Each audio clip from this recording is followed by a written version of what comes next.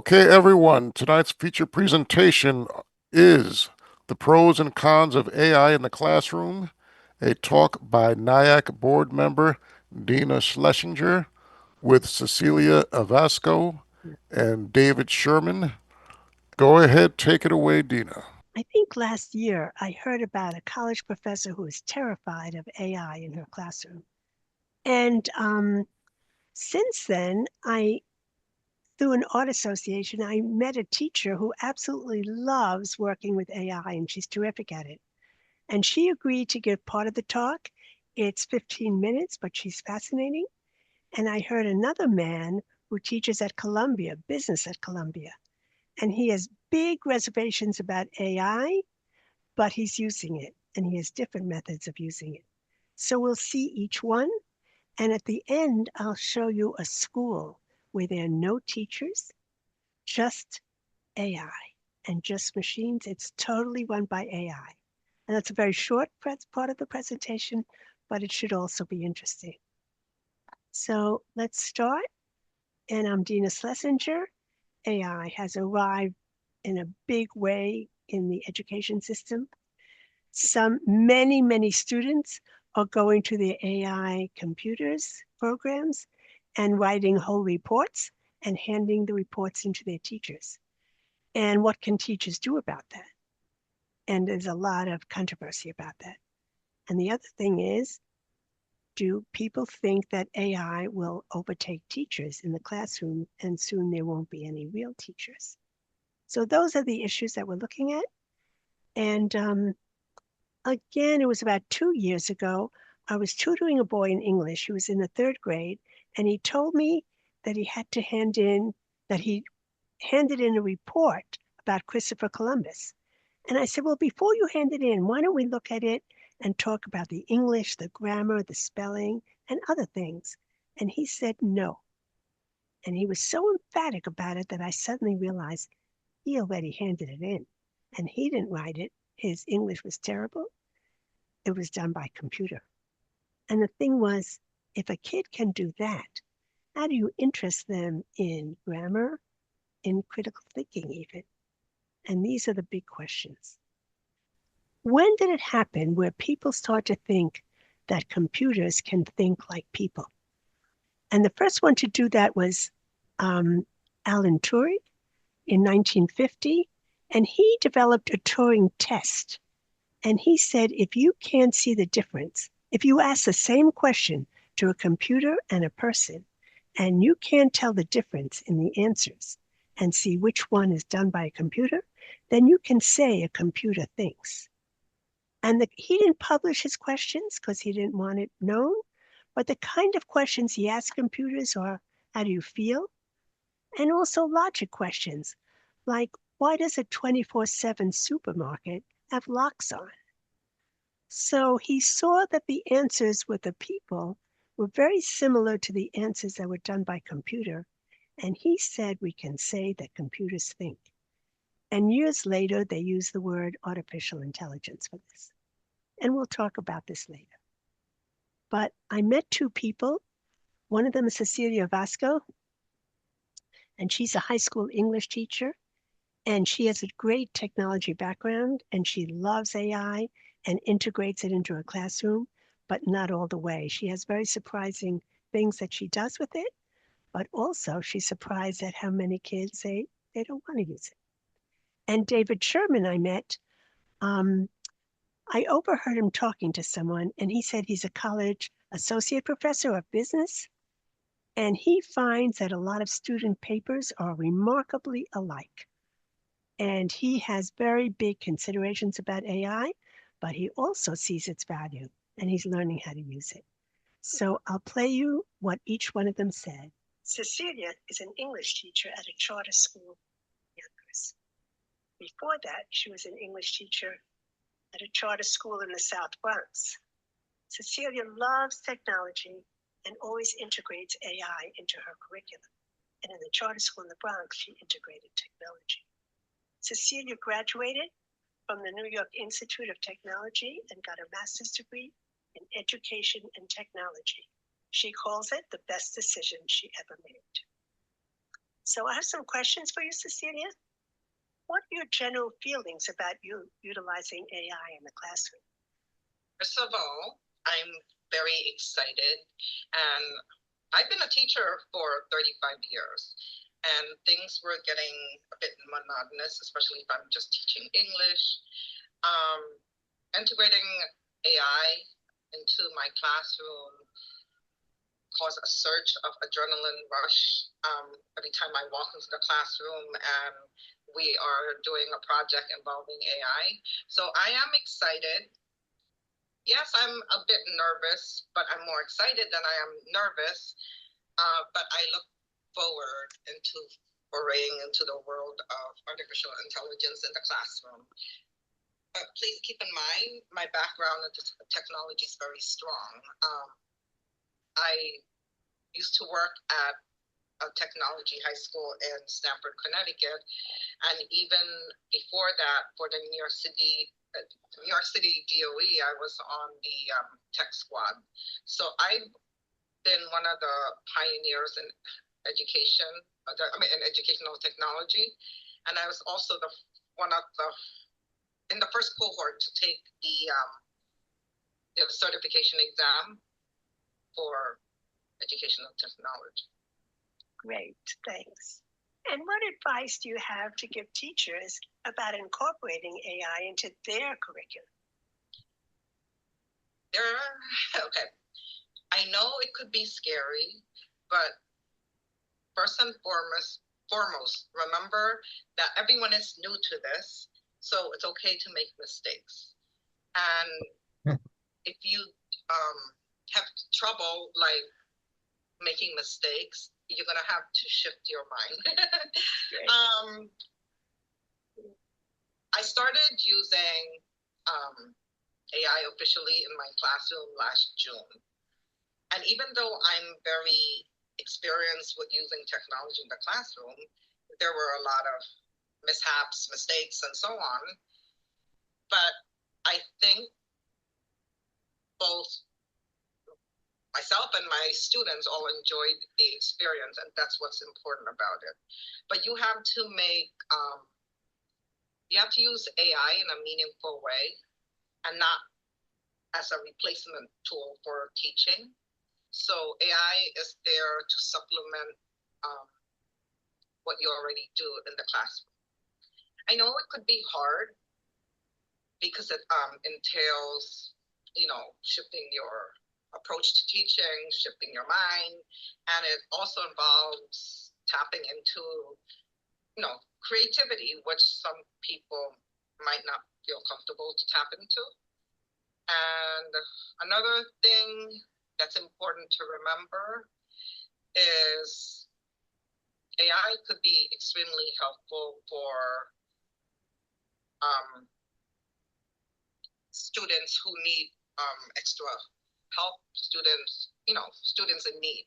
And it is a really powerful tool because it allows for more self-paced learning, which is critical. And I can talk further, but I think the next few questions might lend itself to, the answers. Let's say you had to assign a report about the Declaration of Independence. How would you see to it that students aren't relying on AI and just getting AI to do the report for them? Okay. I actually assigned for public speaking an analysis of the Declaration's independence, the propaganda technique, and the appeals. So I allowed my students to use AI, right? But the bottom line is they have to understand the technique in order to explain it. I mean, yes, AI can spout out, the lines, the technique, but they're going to stand in front of the classroom and explain the lines phrase by phrase. Exactly. What technique is captured in that line and why. Great. So when there is a presentation involved and students are in the front of the classroom, that puts them on the spot, so they're more likely to pay attention to what they're researching and capturing. I noticed that when a presentation is involved, they'll read more carefully. Right. Yes. And I want to skip a question and ask something that's super important. How do you teach kids language arts skills, reading, comprehension, and writing when they have access to AI? Okay, so AI is a supplemental tool, right? They have to learn how to read critically through certain methods, like say in AP English, we teach soapstone, which is to analyze speeches and arguments. So that can be done by AI, but when you actually ask them to explain, the process. That's right. They cannot rely too much on AI. So especially for writing, if it is process based, you're going to get more authentic work. And usually in my writing workshops, I have them do free writing, on paper first before actually transferring it to a document. So if it is process based and you're grading on each segment of the process, you get more authentic work done. Do your students enjoy using AI in the classroom? Surprisingly, I allow them to use AI. Surprisingly, I would say half of them still prefer to do it the traditional way. That is very surprising. Yes, it's very surprising. Yeah. But some, some students would come to me, can I have loose leaf paper, please? And I'm allowing them to use it. Yes. So that's a teacher's dream. Yeah. Yeah, great. And I'm not prompting them. I said, you can. I know. But first of all, I said that more than perfection, I value authenticity, like something real. I value, and I know what's real and what's not real. Exactly. Yeah. And that's what teachers are facing now. Yeah. They know that they're just handing in reports that they're getting from AI. Yeah. So but in order to make student produce real reports, you have to incorporate prompts that involve them incorporating, something from their everyday life or something that they know personally. Could you give an example? Okay, so say the Declaration of Independence, life, liberty, and the pursuit of happiness, right? Yes. Why is that glittering generality? Because they put glittering generality. What is life to you? What is happiness? And so, you could have a discussion. That's right. And when there's opportunity for discussions, you should invite students to talk. All right? Yes. Great. And I know teachers who just avoid it completely and don't even give writing assignments anymore because they're scared that the students will just go home, get a report from AI, and hand it in. So what do you say to those teachers? It involves a bit of creativity. You have to tweak your task or assignment so that there's something personal. There's something that the kids could connect to the assignment and to something in their everyday life. All right. What else? Just give an example from that. Go on. No, here's another thing, and I do it a lot. You know how in TikTok kids are obsessed with like taking a camera and what's that phone, right? So I actually, one of my best projects involved vlogging, right? So suppose you are say Declaration of Independence, are the is it still valid in, like in today's like culture? You could go have them interview people outside using blogs or something. You have to be creative, all right? Forgive me, but what is a blog? A blog is when you video instead of a blog. Right. Blog with video. That I know. Yeah. Oh, great. And the kids love blogging, but you can't. They can't bring their phones to the classroom because. Right. But if that is an assignment, blogging will get a lot of work, and so maybe they could blog the answer to whatever research or blog. I mean, but that is something that is engaging. All right. Yeah. So that's just one. I'm just offering like what I do. Suggestion. Yeah. Well, teachers need it now because I know a few who just avoid it completely and just won't give out assignments. Okay. Written assignments. So this is great what you're saying.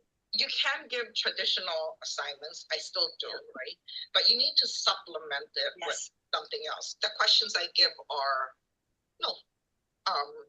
you read, you answer, you read your answer, right? But at the end, I give them the option to act it out, something, a scene, or to interview a sister or something. So you have to make the assignments engaging. Yes, you could pretty much get AI from anything, but when an assignment is engaging, the kids are more likely to invest. Exactly. Yeah. And be creative on their own. Think about the analogy, and I was thinking about this coming home from work today. The foray into the world of artificial intelligence in the classroom is much like you're flying a plane, but you're building it as you're flying. Wow. Right? Yes. So you got a structure to get up in the air, but you're actually building it. That's where we are at this point. How true. So no one should be afraid of making mistakes. I've made a lot of mistakes, but when you make mistakes, you learn from it. All right. And I think it really requires a shift in mindset.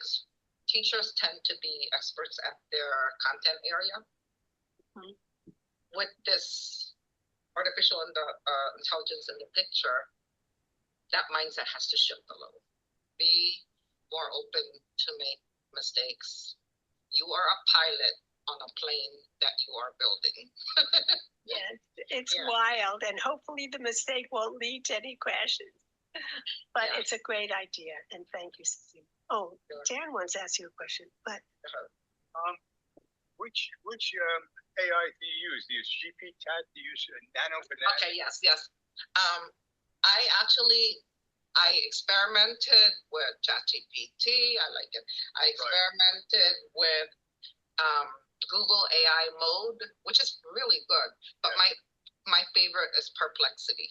Perplexity? It's my favorite.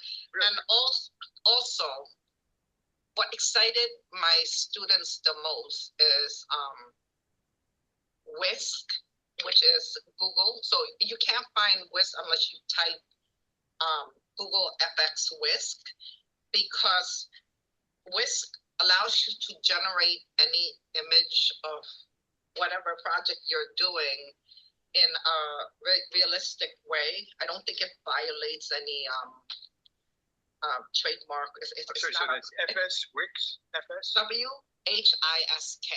Oh, okay. So my kids were really excited because, especially if they're doing storytelling, which they were in June, I said you could create your, like the image for your story using Whisk.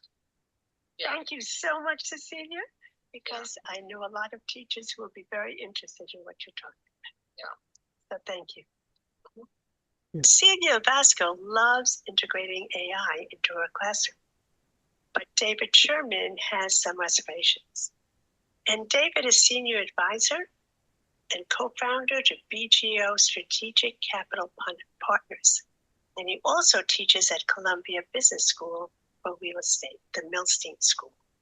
What is the name of your course at Columbia? I teach a course called Distressed Real Estate, which is one of the last courses that the MBAs take before they graduate with their MBA. And the purpose of the course, part of it is to deal with investing in a distressed environment. But I look at it more broadly. For 3 terms out of 4, the students they analyze fairly normal deals. I'm in the real estate business, so they analyze buildings that are full with tenants who are all paying rent on time, things like that, and they have to value them and project the cash flows. In my class, they look at things, what happens when all those, the stability is gone, where the building's half empty, the tenants who are there are fighting, the landlord runs out of money and can't put money into the space to keep it nice. The lender has started foreclosure. Now what do? If you're the lender, if you're the owner, if you're the tenant, what action do you take? And how do you analyze your steps? And I get them ready, hopefully, for coming out into the business world. The real world. Yes, where things are messy. That's right. I understand. I don't really understand, but I'm listening. You know, things are messy. Yes, exactly. But you mentioned to me that you thought students were either copying or in part or the whole of their essays with AI. And what tipped you off? What made you think that? Well, what you're referring to as essays are case write-ups. And I give them a case, which is typically 3 to 10 pages that describes a situation. And their job is to do the financial analysis and then make a recommendation. And that recommendation is typically 2 to 3 pages with some supporting numbers that back up how they got to their decisions.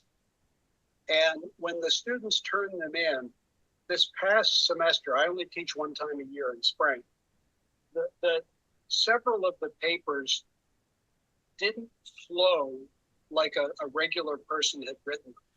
They were repetitive. They were really slick, but without a lot of content. And they kind of avoided some of the main principles we taught in class. And it looked to me like somebody had said to the computer, here's a case, write me a paper. And 2 or 3 of the students submitted them, and they were very similar papers, which said to me they used the same AI. Sounds like it. And it's not against the rules at Columbia. The rules at the business school are changing as we speak. Students now, 2 years ago, they were not allowed to use AI. Now they are. They need to flag it in their paper, and the students didn't. So that part wasn't okay. And then the professor has tremendous latitude about the extent to which students are allowed to use AI, anywhere from none to broadly throughout the semester. And I'm in the process now of trying to figure out what my policy is going to be this next semester when I teach. Does Columbia University give an orientation about this and how different professors are dealing with it? I have not found one, and the university is broken up in schools, and the schools tend to govern themselves on a lot of these matters. So the rules that I just said are the business school rules. I don't actually know what the Columbia University or the Columbia College or General Studies or any of them are doing. Okay, you indicated to me some good ideas for how you're going to teach this year to maybe lessen the amount of copying. I'm not sure, but I've got some thoughts. One of the things I'm going to do is have smaller exercises that test whether a student understands a single concept that we're dealing with, and have them do them in class without the computer. So here's one calculation. Do you understand it? How would you set it up? What's the answer? And give them a series of those little in-class exercises just to test whether they actually know how to do the numbers. And if they do that, then I'm fine with them using AI to write the paper because it means they have the skills to check the results. Yes. Whether they do it or check it, they know it. Yes. Terrific. Okay. And the New York Times has their own standards. They know the writers are using AI, but they have their own standards for seeing that the writers are on top of it, not just ending in Yeah, journal. and law firms, same thing. Law firms, Yes. they all use AI, but they've got to be incredibly careful Yes. not to just accept what the computer prints out, but to verify that it's true. Yeah, we all do. Mhm. Okay. What do you think of it? Do you think it's a good thing? No, I think it should be used as a tool. It's a very good thing, but it should be used as a tool, and most people don't understand it. So they either hate it and avoid it totally, or they use it to write papers, the whole thing. And we are using it like a tool, but it's going to be a huge transition now. And I don't know how the world is going to adapt to it. I hope everybody understands that it's a tool, but it's not an easy thing to convey when it writes a 3-page paper in 2 seconds. No, it's not. And it's going to scare a lot of people. Yes, that's right. They will legitimately be afraid for their jobs. That's right.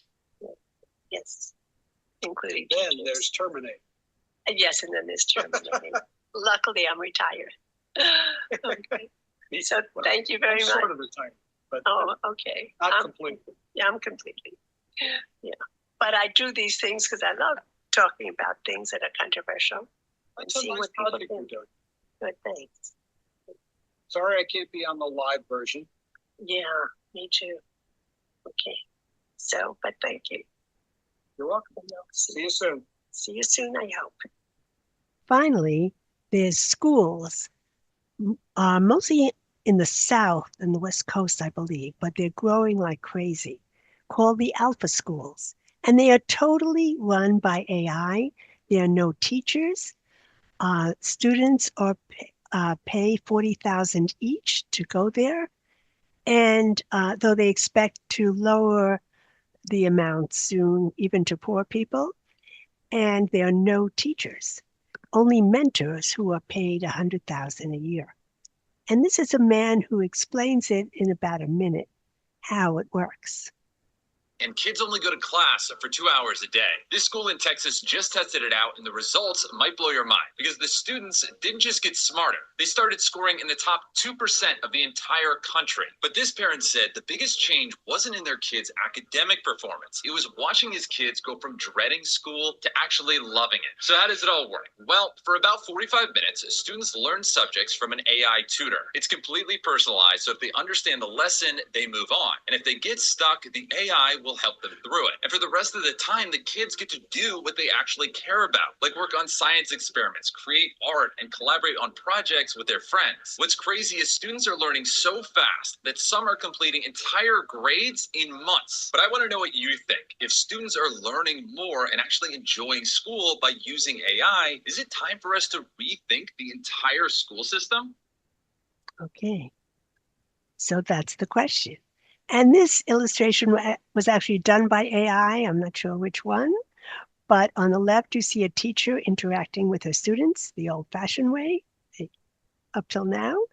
And on the right side, you see students plugged into their laptops with no communicating with each other or with a teacher.